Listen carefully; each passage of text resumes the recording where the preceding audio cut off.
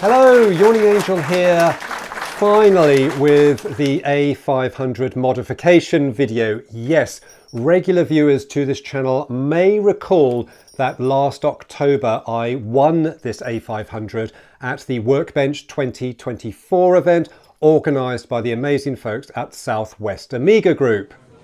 You are absolutely kidding. Who's got the first one out? So let me explain what happened here. I had raffle ticket number 1 and Ian, editor of Amiga Addict, picked number 1 from the pot and I won the Amiga A500.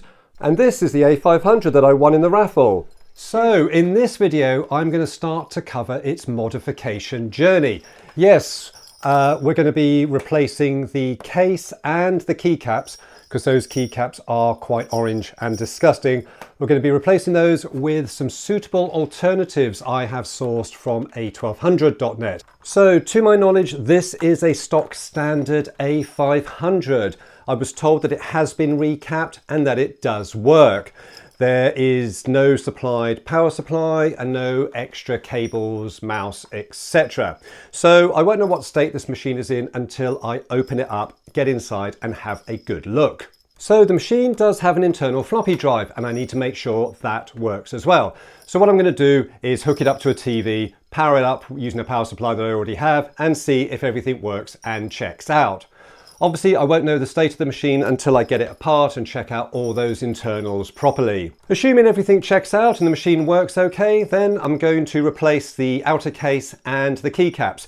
Please note, this video is just about replacing the case and the keycaps, because once that is done and I've got it in the A1200.net case, that gives me scope to add extra internal modifications, which I'm not too sure about at the moment, and I need to think about those. And once the video is done and once you've seen the video, maybe you'd like to drop some suggestions in the comments down below as to what internal mods I can do to this machine.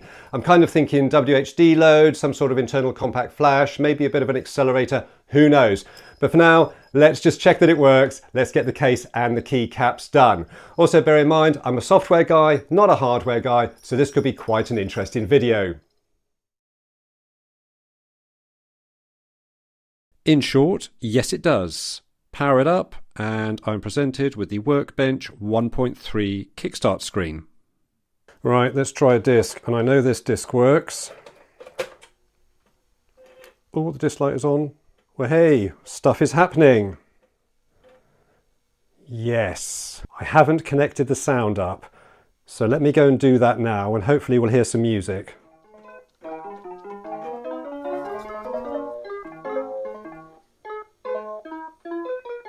Hey. Okay, good news. So we've got audio working. Disk drive works. So it looks like we have a fully working machine. We have power, we have video, we have audio, and we have a working floppy drive. This is good news. And now time just to take a quick look over the machine before it changes its appearance forever.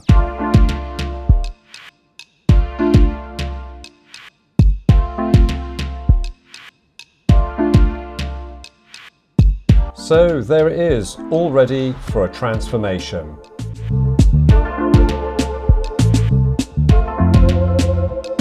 First off, let's get that expansion bay open and see what's inside.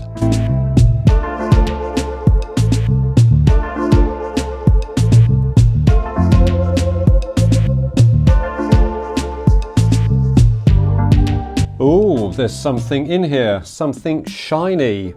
Is this a memory expansion by any chance?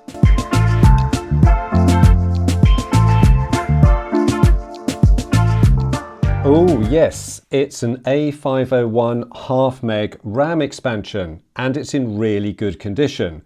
Also worth noting is that the battery has been removed as well, so this really has been looked after. I'm really pleased with this. This is in almost mint condition. Fantastic stuff. So looking inside the expansion bay, it looks really clean in here. Very pleased to see how clean it is. And even the pins for the RAM expansion look to be in really good condition. There's no sign of any marks or damage in here. Excellent.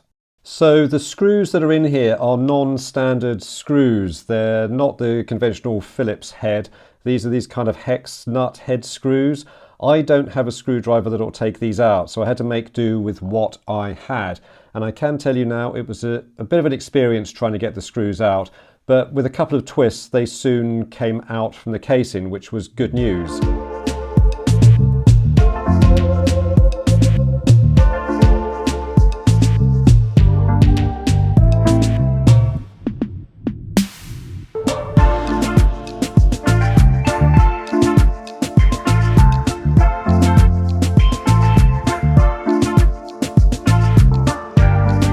And with that, the top shell comes off quite easily. With that lifted out the way, we can see the keyboard and the RF shielding and the floppy drive. So the next thing to do will be to remove the keyboard and the RF shield. So removing the RF shield involved removing some more of those pesky hex head screws, which were located at various points around the board, some in some quite difficult places to reach. After doing that, it was just a case of flipping over the metal tabs. I didn't film all of this, but you get the idea. And eventually the RF shield came free with minimal fuss, I must say. It was then simply a case of unclipping the keyboard cable. That came out and everything was free. Taking a closer look at the motherboard, I could quite clearly see new capacitors on here, meaning the board had been recapped. Time now for a closer look around the motherboard, which is in incredibly good condition.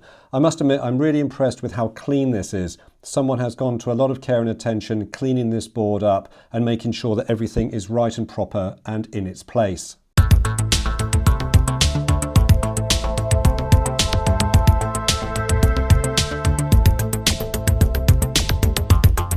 Next up, I need to remove the floppy drive, so to disconnect it from its mounts. Thankfully, this comes apart easily with the RF shield out of the way.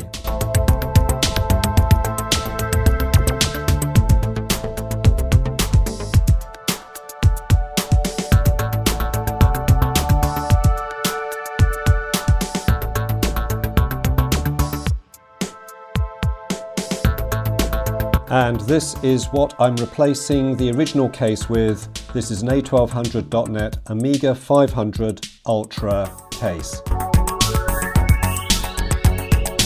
And I'm sure you'll agree that red is quite intense. I love it.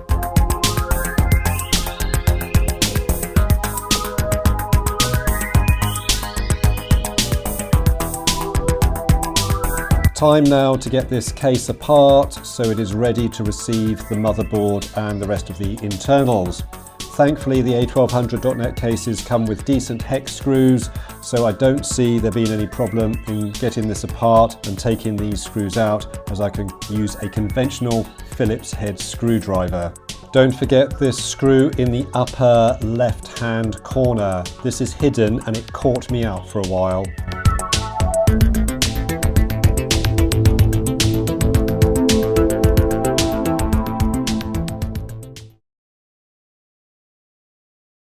So before fitting the motherboard in the new case, I'm just going to give it a quick brush just to remove any dust fragments that are lurking. Now's the opportunity to do this, just to get rid of any excessive dust that shouldn't be there. If we do it gently, we should be okay. And I'm just using a puffer brush here that will blow some of the dust away and lift any remaining dust from the motherboard. Fitting the motherboard into the new case is a complete breeze. Just line up the relevant holes and it just slots straight into place.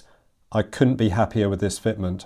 Before fitting the floppy drive, I just gave it a quick clean with a cotton bud and some IPA, accessing the bits that I could easily reach by using a cotton bud. I just wanted to remove any excessive dust, and this seemed like a good opportunity to do that. I then removed the original floppy eject button and replaced it with the red shiny A1200.net floppy eject button.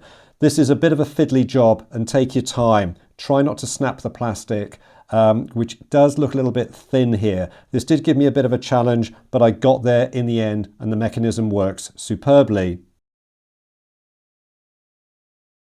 With all that done, I then refitted the data cable and the power cable, making sure I had the cables aligned correctly, the red cable on the outer left. I then screwed the floppy drive into position, which once again with this case was a complete breeze to do. Very easy indeed. So with all that done, we are now ready to tackle the keyboard. Okay, time for a speeded up montage of some keycap removal.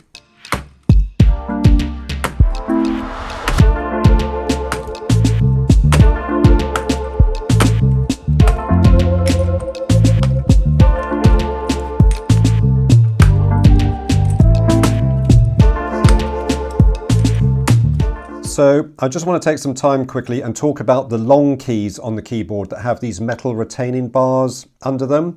You need to be careful and not wrench the key up so that it pulls the bar, which breaks the retaining clips for this. So try and take the key out, try and take the bar out of the key rather, and then remove the bar afterwards. But whatever happens, do not wrench upwards for these. You really need to unclip this metal bar from these two plastic clips that hold in. And this is true for all the keys that are now left on the keyboard. So for the space bar here, I've got a little screwdriver which I've prized underneath the space bar itself, and I'm unclipping that metal bar from the plastic retaining clips. Takes a bit of effort, but you'll hear it come out when you do it. And then when that's done, you can then grab the space bar and lift it up to pull it out of its mounts altogether. And with a little bit of force, it will come out okay. And when it does, you'll see that there are 3 springs underneath the space bar and the long metal retaining bar, which goes for the entire length of the space bar. You just got to be careful, and these things will come out okay if you take your time.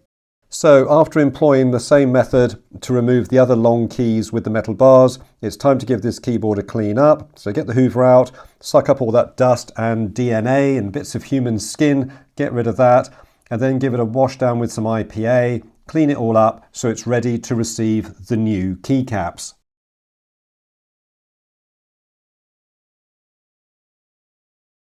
So with the keyboard base as clean as it can be, it is now time to fit the brand new A1200.net black keycaps. First up, I fitted the new space bar. Given I needed to get the metal retaining bar in there and the correct clips to fit in the space bar, I just wanted to get it out of the way and get it done. So that went on first.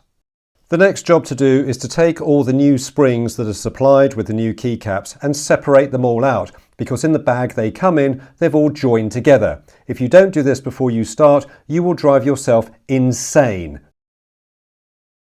So with all the preparation done, it's time to start adding the new keycaps. The new spring goes in first and then the new key on top of the plunger. So without further ado, let's cue the music and get on with it.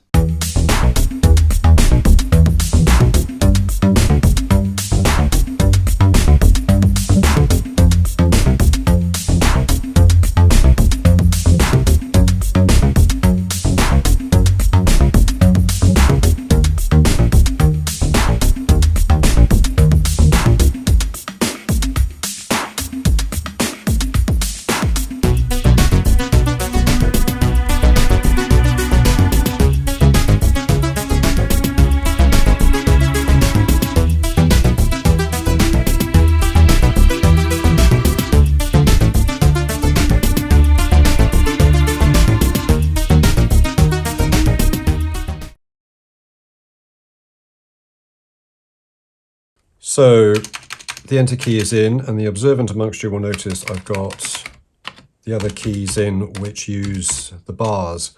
I didn't film all of it because I had a devil of a job with this enter key not going on properly, and the reason being there was something wrong with this long bar here and the clips, and the key would go down and not come back up. So I've decided to not put that bar back in. The bar should be all right. It's something to do with the new clips or something to do with the moulding. It doesn't quite sit properly, but that is working fine now. I just don't have that bar in it, but I think I can live without that for now, but I will keep it just in case. Something I do want to say is that these keycaps on the board are on here really stiffly and quite difficult to get off. So you've got to gently prise them off because they won't just come off straight away. These up here came off really well, but these down here on this part of the board are on really tightly. So time needs to be taken to take these off with some care and attention.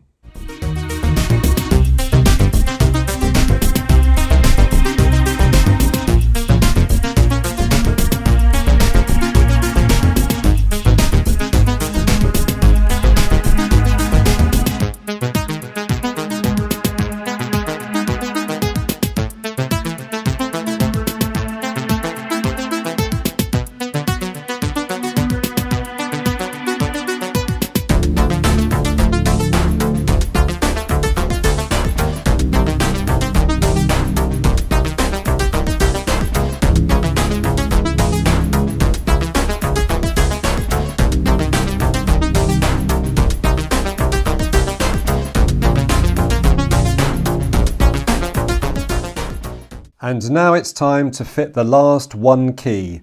The one key, right? Get it? Because it's the number one key. This is the last one to go on.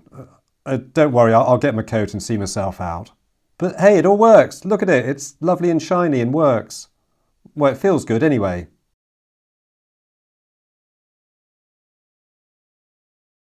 So now it's the moment of truth and time to get everything back together. The 0.5 meg RAM expansion has been fitted via the trapdoor. Everything else is connected up, floppy drives in, and everything is as it should be. Now it's time to put the keyboard back in and make sure that fits as well.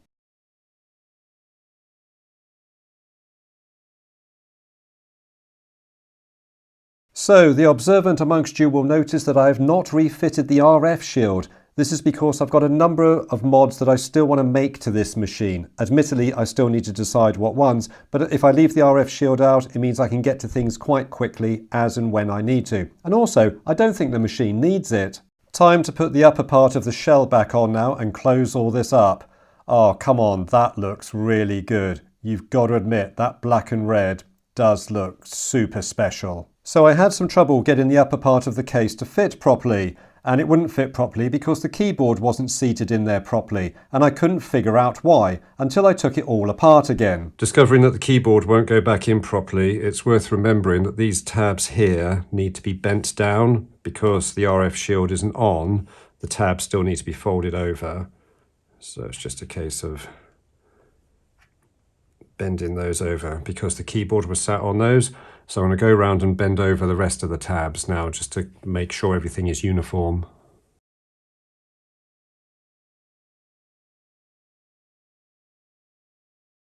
And so with the case fitting together properly, it's time to screw both halves back together.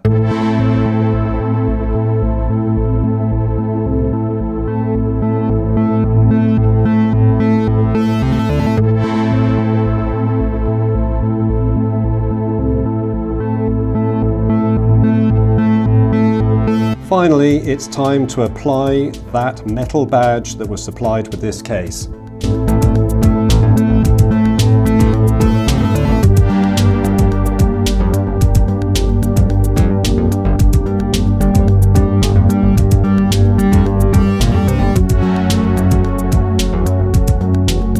So with the case back together, the badge fitted, let's take some time to appreciate just how damn fine this machine looks now.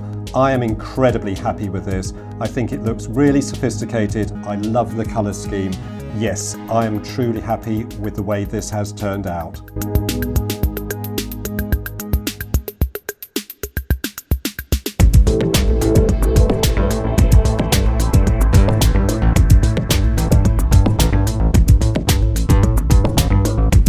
And just for comparison, here's my back in black Amiga A1200 with the same A1200.net keycaps and the black A1200.net A1200 case.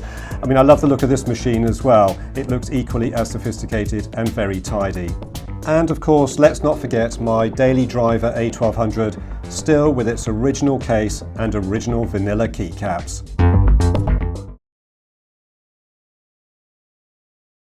So does it work? Well, yes, we have power. And we have a kickstart screen. This is looking good. And the machine has loaded Workbench 1.3 from floppy disk, proving that we have everything working as we did before I started this modification process. I'm relieved and incredibly pleased with how this has all worked out.